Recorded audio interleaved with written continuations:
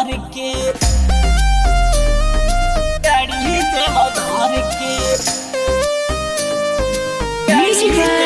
Siang Farida.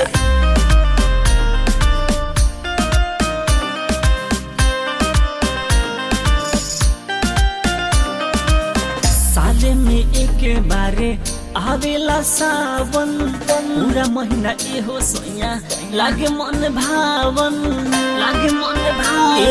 सुनत लागे मन भावन साले में एक बारे आवेला सावन पूरा महीना एहो सोया लागे मन भावन बुझले है बात जानू अपना में हार के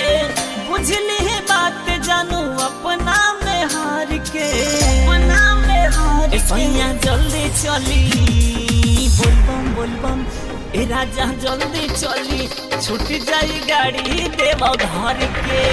ए सैया जल्दी चली छूट जाई गाड़ी देव घर के छूट जाई गाड़ी देव घर के ए राजा जल्दी चली छूट जाई गाड़ी देव घर के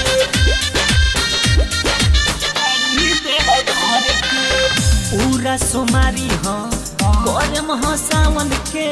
जब मन्नत होई पूरा उनके दुआरी पे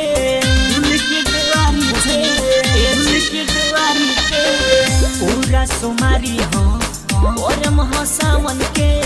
जब मन्नत होई पूरा उनके दुआरी पे काहे लट करता निरौरा जाने बुझ के काहे लट करता निरौरा जाने बुझ के ए सैया जल्दी चली बोलबम ए राजा जल्दी चली छूट जाए गाड़ी देव घर के ए सैया जल्दी चली छूट जाए गाड़ी देव घर के छूट जाए गाड़ी देव घर के ए राजा जल्दी चली छूट जाए गाड़ी देव घर के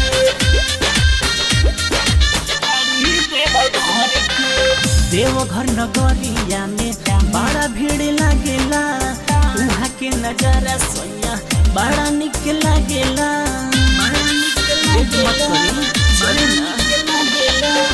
देवघर नगरिया में बड़ा भीड़ लागेला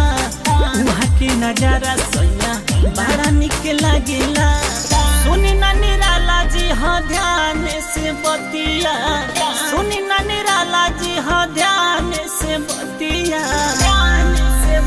सैया जल्दी चली बोलबम ए राजा जल्दी चली छूट जाई गाड़ी देव घर के